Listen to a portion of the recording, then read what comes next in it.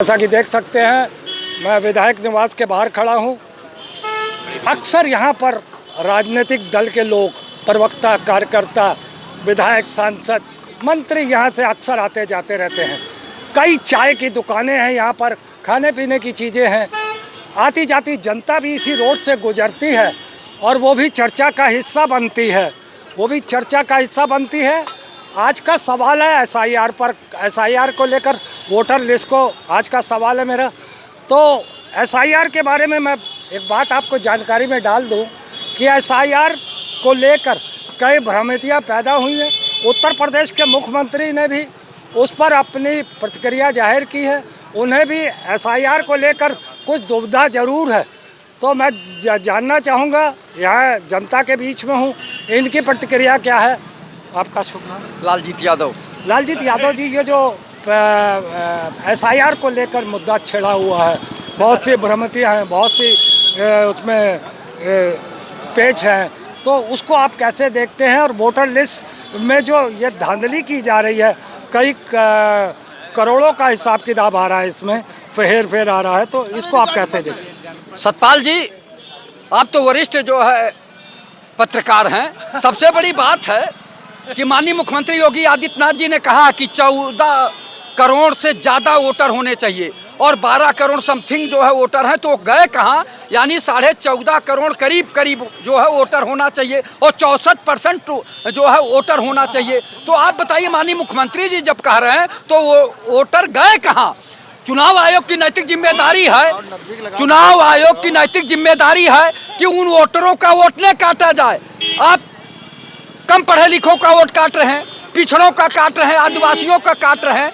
तो आप ये बताइए, वोट परसेंटेज तो और बढ़ना चाहिए, तभी तो लोकतंत्र बरकरार रहेगा। लोकतंत्र के मजबूती के लिए वोट परसेंट और मजबूत होना चाहिए। लेकिन वोट काट के जो है सरकार उन लोगों के मौलिक अधिकारों का हत्या कर रही है। आप बताइए, जिसके पास वोट देने का अधिकार नहीं रहेगा, वोट देने का अधिकार फंडामेंटल राइट में आता है, मौलिक अधिकार है, और तमाम सरकारी योजनाएं चलती हैं तो उसी अनुपात से चलती हैं। तो जिसका नाम वोटर लिस्ट में नहीं रहेगा उसको तो सारी योजनाओं से, सरकारी योजनाओं से भी कोई लाभ नहीं पहुंचेगा। तो एक तरह से जनता के अधिकारों की हत्या हो रही है और ये भारतीय जनता पार्टी की सरकार में इस तरह का हो रहा है तो जनता बहुत तकलीफ में है। आप ये बताइए, एसआईआर को लेकर, जो वोटर लिस्ट को लेकर जो चर्चाएं चल रही हैं, ऐसे में आप ये देखिए, जो महाराष्ट्र का चुनाव हुआ वो एक तरफा ही आपने 68 कैंडिडेट को विजय घोषित कर दिया। बाद में इलेक्शन कमिश्नर उसी बात को विड्रॉ कर रहा है, अपनी बात को उसे कहीं ना कहीं खारिज कर रहा है। तो क्या ऐसे में एसआईआर का कोई मायने रह जाएगा? वोटर लिस्ट में तब्दीलियों का कोई मायने रह जाएगा? देखिए, चुनाव आयोग जो है मर चुका है, केचुआ तरीके से काम कर रहा है।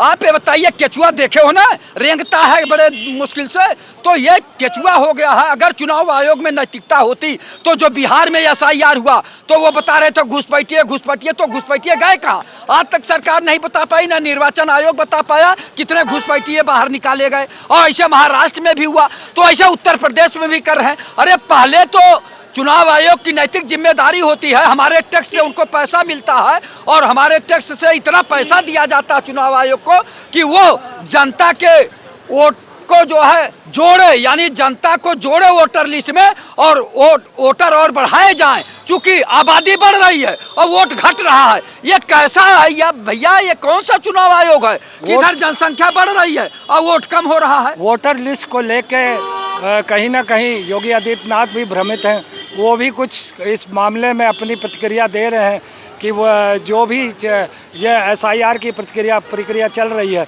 वो उसमें वो संतोष नहीं है उनको। माननीय योगी आदित्यनाथ जी ने कहा है कि वोटर कहाँ गए, वो वोटर किसी अन्य पार्टी के नहीं, वो हमारे भी हो सकते हैं। तो उन्हें ये दुख है, कि भाई वोटर गए कहाँ? आम जनता का वोट काटा जा रहा है, जो गलत है। इस तरह का नहीं होना चाहिए और चुनाव आयोग को स्पष्ट, निष्पक्ष और पारदर्शी वोटर लिस्ट बनाना चाहिए, जिससे जनता का मौलिक अधिकार बचा रहे। चलिए, आपसे बात करेंगे। आपका शुभ नाम? विनोद राय हमारा नाम। सर, एसआईआर को लेकर जो भ्रम फैला हुआ, भ्रमक है, जो एसआईआर को, वोटर लिस्ट को, उसे आप कैसे देखते हैं? देखिए, अब एसआईआर सरकार द्वारा एक कार्यक्रम है वो निर्वाचन आयोग के द्वारा संचालित होता है। कारण ये है कि जब सरकार निर्वाचन आयोग बन जाए और निर्वाचन आयोग सरकार बन जाए तो साहब अब तो समाज को अपना भविष्य के दहलीज को समझने की जरूरत पड़ रही है कि आखिर सरकार निर्वाचन है कि निर्वाचन सरकार है। निर्वाचन के आदेश का सरकार पालन कर रही है या सरकार के आदेश का निर्वाचन पालन कर रहा है। भाई निर्वाचन आयोग तो भारत सरकार का है। भारत सरकार यानी गृह मंत्रालय के वो अंडर में आता है, तो गृह मंत्री या प्रधानमंत्री मिल करके जो उसे दिशा निर्देश दिए हैं वो निर्वाचन आयोग उनको फॉलो कर रहा है। कारण ये है कि एसआईआर को इस सरकार के समर्थक पूरा पाक साफ बताने में नहीं चूकते हैं। अब सवाल है कि भाई बिहार में जो हुआ, एसआईआर बिहार में भी हुआ, जिस लोगों को निर्वाचन आयोग ने मृत घोषित करके उन संविधान के मौलिक अधिकार से वंचित किया था, राहुल जी ने 17 मृतक आत्माओं को काल देव के दरबार से बुला करके और साथ बैठ करके राहुल जी ने चाय पी लिया और देश को बता दिया कि साहब ये वो एसआईआर है जो दिवंगत आत्माओं को जब कांग्रेस की जरूरत आती है तो कांग्रेस के सामने काल देव ने छोड़ दिया कि जाओ तुम अपना पक्ष रख लो। कारण ये है कि जब जिंदा लोगों को ये निर्वाचन आयोग मौत घोषित कर देता है, तमाम लोगों को संवैधानिक अधिकार से वंचित करता है, हर व्यक्ति को मौलिक अधिकार से वंचित करता है, तो निश्चित ये गंभीर सवाल है। हम कहते हैं कि एसआईआर के माध्यम से भाई आपका ये कथन है कि विपक्ष के लोग विरोध कर रहे हैं। निर्वाचन पर सवाल माननीय गडकरी जी भी उठाए हैं। गडकरी जी विपक्ष के नेता नहीं है, भारत सरकार के मंत्री हैं। तमाम इनके सांसदों ने उठाया है कि हमारे क्षेत्र में गलत ढंग से काटा गया है।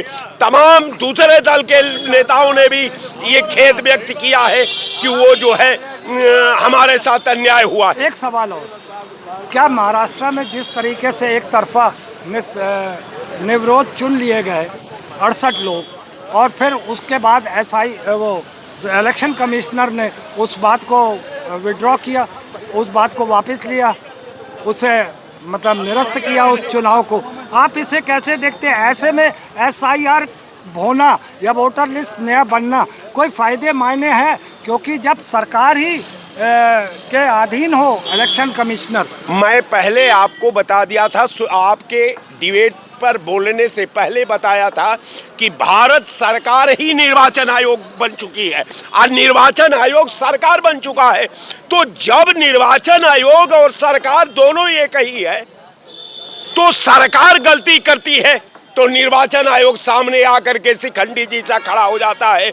अगर निर्वाचन गलती करता है तो सरकार आकर के खड़ी हो जाती है। दोनों एक दूसरे को आजमाने में जो है निश्चित तौर पर भारत के दलितों का, भारत के शोषितों का, भारत के पीड़ित का, बैकवर्ड का, माइनॉरिटी का वोट काट करके ये भारत के विधा का हरण करती है।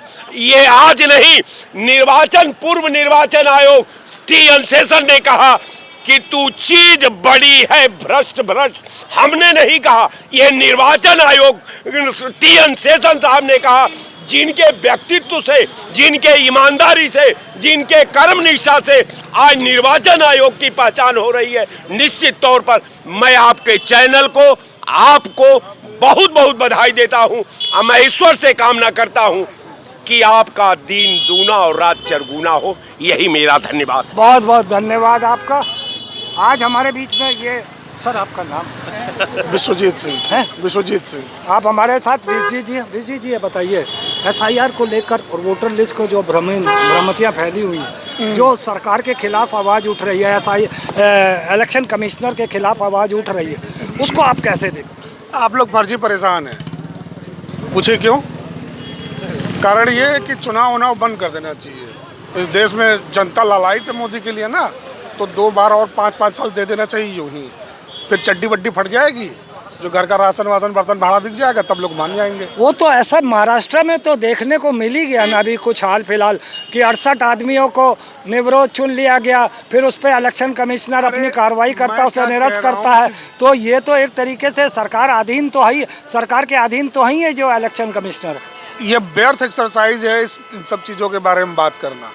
इस देश में अब इलेक्शन केवल नाम का है। हम लोग ऑटोक्रेटिक व्यवस्था में जी रहे हैं। इलेक्टोरल ऑटोक्रेटिक व्यवस्था है जिसमें ज़्यादा टेंशन लेने की ज़रूरत नहीं है।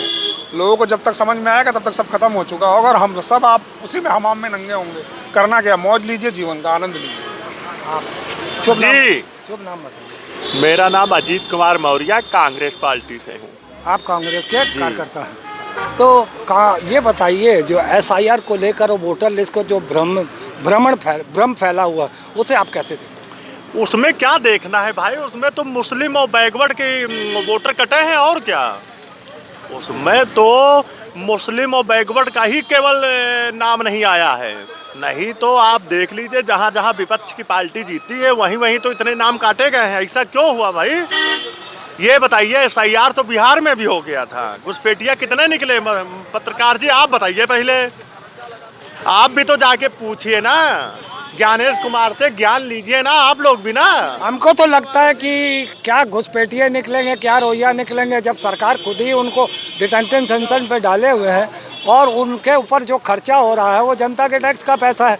तो क्या ये नहीं लगता कि जो बंगाल में हुआ, बंगाल में जब ये SIR का मुद्दा उठा तो जिनके पास कागज पत्तर नहीं थे वो निकल गए वहाँ से छोड़ के, मगर उत्तर प्रदेश की सरकार जो है, योगी सरकार है, उन्हें यहाँ पे दामाद बना के बैठ रखे हुए हैं। फर्जी सरकार है उत्तर प्रदेश में, 2 करोड़ कुछ वोटर काटे गए हैं। इसका मतलब क्या हुआ, फर्जी सरकार तो चल रही है ना।